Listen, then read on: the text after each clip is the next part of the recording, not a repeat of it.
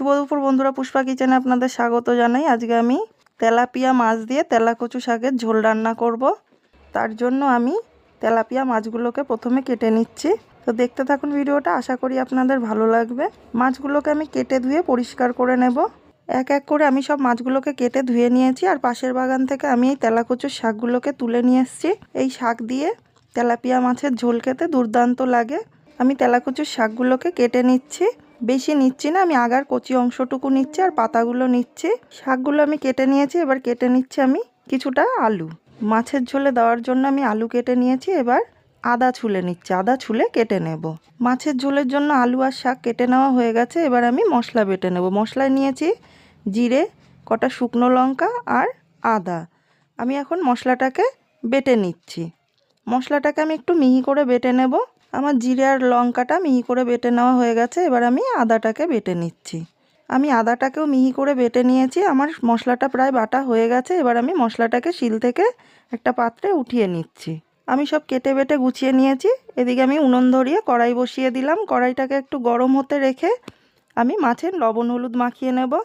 প্রথমে আমি দিয়ে দিচ্ছি লবণ, দিচ্ছি হলুদ। লবণ হলুদটাকে আমি মাছে ভালো করে একটু মাখিয়ে নেব। লবণ হলুদটাকে আমি ভালো করে মাছে মাখিয়ে দিয়েছি। এবার আমার কড়াই গরম হয়ে গেছে। কড়াইতে দিয়ে দিচ্ছি পরিমাণ মতো সাদা তেল। তেলটাও গরম হয়ে গেছে। এবার দিয়ে দিচ্ছি আমি একে একে তেলাপিয়া মাছগুলো। তেলাপিয়া মাছগুলোকে আমি ভালো করে একটু ভেজে নেব। আমার এক পিঠ ভালো করে ভাজা হয়ে গেছে। আমি মাছটাকে উল্টে দিচ্ছি। উল্টে দিয়ে আমি আর এক পিঠও লাল লাল করে ভেজে নেব। মাছগুলোকে এপিট ওপিট করে লাল লাল করে ভালো করে আমি ভেজে নিয়েছি। এবার মাছগুলোকে আমি উঠিয়ে নিচ্ছি। সব কটা মাছ আমার ভাজা হয়ে গেছে। এবার আমি ওই তেলেই দিয়ে দিচ্ছি কেটে ধুয়ে রাখা আলু কটা। আলু কটা দিয়ে নেড়ে চেড়ে আমি সময় নিয়ে আলু কটাকে ভালো করে একটু ভেজে নেব। আলু কটাকে ভাজতে ভাজতে আমি দিয়ে দিচ্ছি পরিমাণ মতো লবণ আর পরিমাণ মতো হলুদ। লবণ হলুদ দিয়ে নেড়ে চেড়ে আলু কটাকে আরও কিছুক্ষণ আমি ভেজে নেব। আলু কটাকে আমার প্রায় ভালো করে ভেজে নেওয়া হয়ে গেছে। এবার দিয়ে দিচ্ছি বেটে রাখা মশলাটা, আদা জিরে আর লঙ্কা। মশলাটা দিয়ে একটু নেড়ে চেড়ে আমি ভালো করে ভেজে নেব। মশলাটাকে আমি আলুর সাথে নেড়ে চেড়ে ভালো করে ভেজে নিচ্ছি, যাতে মশলার কাঁচা গন্ধটা চলে যায়।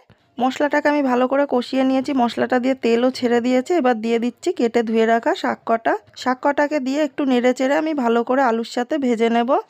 শাকটা আমার ভালো করে আলুর সাথে মিশেও গেছে, ভাজাও হয়ে গেছে। এবার দিয়ে দিচ্ছি আমি ঝোলের জন্য পরিমাণ মতো জল দিয়ে একটু নাড়াচাড়া করে একটা ঢাকা দিয়ে দেবো। ঢাকা দিয়ে আমি 5 মিনিট মতো জাল করে নেব।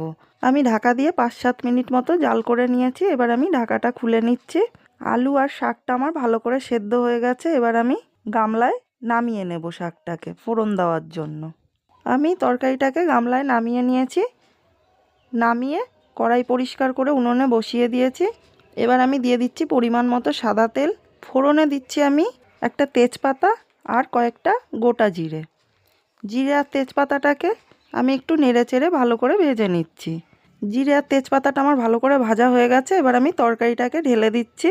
তরকারিটাকে ঢেলে দিয়ে আমি জোরে জাল দিয়ে তরকারিটাকে ভালো করে একটু ফুটিয়ে নেব। তরকারিটাকে আমি ভালো করে জোরে জাল দিয়ে ফুটিয়ে নিয়েছি। এবার দিয়ে দিচ্ছি ভেজে রাখা মাছ কটা। ভেজে রাখা মাছ কটা দিয়ে একটু নাড়াচাড়া করে জোরে জাল দিয়ে ঝোলটাকে একটু টানিয়ে নামিয়ে নিলেই রেডি হয়ে যাবে তেলাপিয়া মাছ দিয়ে তেলাকচু শাকের পাতলা ঝোল। এই তরকারির যে কী টেস্ট আপনাদের আমি মুখে বলে বোঝাতে পারবো না। দুর্দান্ত টেস্ট এই তরকারির। আমার এই রেসিপিগুলো আপনাদের কেমন লাগছে আমাকে কমেন্টে অবশ্যই জানাবেন। ভালো লাগলে একটি লাইক করে দেবেন, সাবস্ক্রাইব করে আমার চ্যানেলটির পাশে থাকবেন। আমার প্রয়োজন মতন আমি ঝোল টানিয়ে নিয়েছি। তরকারিটা আমার হয়ে গেছে। তরকারিটাকে এবার আমি নামিয়ে নিচ্ছি।